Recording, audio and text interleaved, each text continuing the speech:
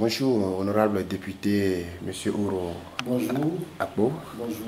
Comment se porte votre mouvement? Notre mouvement se porte bien. Le mouvement Lumière pour le développement dans la paix a été créé spécialement pour la promotion de la paix, l'engagement politique et l'esprit patriotique pour apporter un tant soit peu le changement dans le pays par rapport aux ambitions que les responsables de notre mouvement se sont donnés. Votre mouvement travaille pour la paix et voilà Monsieur Robert Dussé, qui est le chef de la diplomatie togolaise, qui dit dans ses discours qu'il y a la paix au Togo. Vous avez suivi son discours et vous l'avez écouté. Quel est votre avis par rapport à ce qu'il a dit dans son discours? D'abord, par rapport à la paix, je dirais que nous avions dit à l'ouverture, à la création de notre mouvement, que le Togo n'est pas en paix et que la paix qui a été imposée au bout du silence au Togo, c'est la paix des cimetières. Parce que depuis 1963, date à laquelle le premier président élu, Sylvanus Olympio, a été assassiné, le Togo, les Togolais vivent dans la souffrance, dans la misère, dans la torture physique, morale et politique. Et un ancien ministre disait que c'est la liturgie du sang et la violence imposée comme culture politique que le Togo vit. À partir de cet instant, nous ne sommes pas d'accord, en tout cas, nous n'acceptons pas cette façon de dire à l'extérieur que le Togo vit dans la paix, alors qu'en réalité, le Togo est condamné par la Cour de justice de la CEDEAO à chaque occasion. Vous aviez vu depuis 2010 à ce jour, le Togo est le pays qui a le plus été condamné par la Cour de justice de la CEDEAO pour des raisons de droits de l'homme. Je vous rappelle que tout récemment, dans l'affaire Jean-Paul Omolou, dans l'affaire Azizou Goma, dans l'affaire des Taïga révolutionnaires, le Togo a été condamné, sans oublier dans l'affaire Agoyome Kodjo. Je ne voudrais pas rappeler la question des députés, 9 députés révoqués de leur mandat. Tout ceci-là constitue des preuves que le Togolais ou les Togolais ne vivent pas dans la paix, ou la paix dont le ministre parle, c'est la paix que j'ai qualifiée dans un de mes articles, la paix imposée par le silence.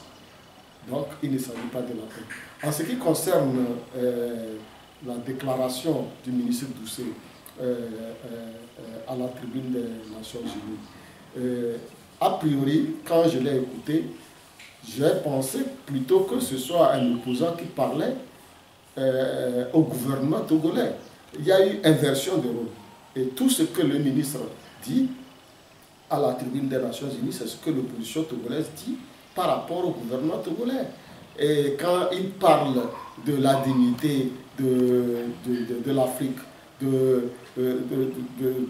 qu'ils sont fatigués, c'est ce que les Togolais disent depuis, et c'est ce que les Togolais vivent par rapport à tout ce qui est imposé, les coups de force permanents, la violence politique imposée à tous les moments, à chaque fois que nous allons aux élections, et c'est devenu un cirque, hein, que tout le monde sait que c'est par le coup de force que ce régime existe. Donc tout ce qu'il a dit, il suffit de remplacer l'ONU par le gouvernement et lui-même par un certain Apevon ou un certain Jean-Pierre Fabre ou un certain Tipi Achadam, et vous allez retrouver tous les discours. Mais quand il parle de tout ce que l'Occident a imposé à l'Afrique, il n'est pas le premier à le dire. Tipi Achadam l'avait dit en évoquant l'anecdote du bœuf et du piquet. Et pour lui, il fallait que le peuple s'organise pour se déconnecter. Et le doyen Godwin Tété dans ses interventions, il a dit la nation nègre, parlons-en à la page 195.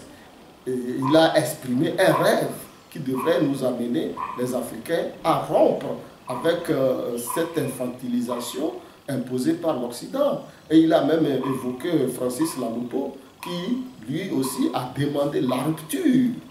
Donc ce n'est pas nouveau, au contraire.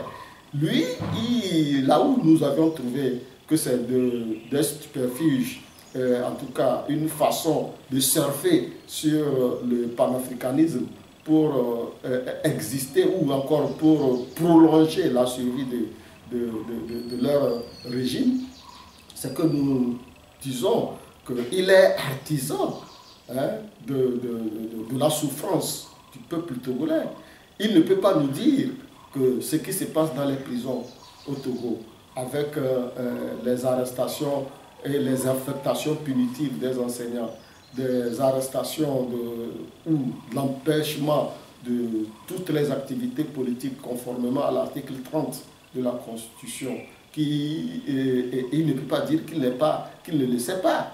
Depuis que le LDP est sur le terrain, nous l'avions toujours dit, nous avions revendiqué la libération de tous les détenus politiques, et le retour des exilés par un mécanisme d'amnistie internationale. Est-ce que c'est l'Occident qui va venir faire rapatrier les exilés? On peut citer Monseigneur Kodjo, on peut citer Agboyome Kodjo, on peut citer Tipi Achadam, et on peut citer Ali Akondo, tous ces anonymes qui sont aujourd'hui obligés de vivre à l'extérieur du pays. On peut citer Olivier Amar, on peut citer l'ancien ministre Akila Isoboko. Tous ces gens-là, nous avions vu comment ce régime s'était organisé pour empêcher l'ancien ministre Akila Boko de revenir dans son pays en violation de l'article 22 de la Constitution. Donc, nous avions prouvé par A plus B que ce régime que M. Doucet est au service est un régime antidémocratique, anti-républicain. Tout ça là, il ne voit pas ça, mais il va aller mettre toute la responsabilité sur l'Occident, et nous avons trouvé que c'est un peu lâche et irresponsable de sa part. Dans tous les cas, au fond, tout ce qu'il dit est vrai, mais sur la forme, nous disons que c'est du folklore et qu'il ne peut pas bluffer les Togolais, encore moins les panafricanistes. Quand vous suivez son discours, vous allez l'attendre comme un révolutionnaire. Mais ici, tout ce qui se passe au Togo, c'est différent par rapport à ce qu'il est en train de dire. Oui, quand vous vous rappelez de tout le passage de Robert Doucet, d'abord en tant qu'universitaire, à travers ses écrits, on sent que Robert Doucet est un révolutionnaire raté. Quand moi, je me suis servi de son livre « L'Afrique malade » de ces hommes politiques pour faire mon mémoire en master quand je faisais mon master. C'était son livre et le livre de Eden Kodjo, Et demain l'Afrique. Voilà les deux livres que j'ai utilisés. Donc, il m'a conquis à travers ce livre. Mais quand vous voyez tout ce qu'il a présenté, c'est l'homme, ça. Mais de l'extérieur, il met tout son savoir au service d'un régime criminel, d'un régime qui est, en tout cas, aux antipodes de tout ce qu'il pense idéologiquement. Donc c'est pour ça que nous disons que vraiment, en fait, lui-même, il fait partie de ceux-là qui sont responsables du malheur de l'Afrique. Parce que c'est un intellectuel qui devrait se mettre au service du peuple à travers ses écrits, mais il dit autre chose et il fait autre chose. C'est comme l'autre dit, suivez ce que j'ai dit, mais ne suivez pas ce que je fais. Et c'est malhonnête intellectuellement et ce n'est pas sérieux. Merci beaucoup.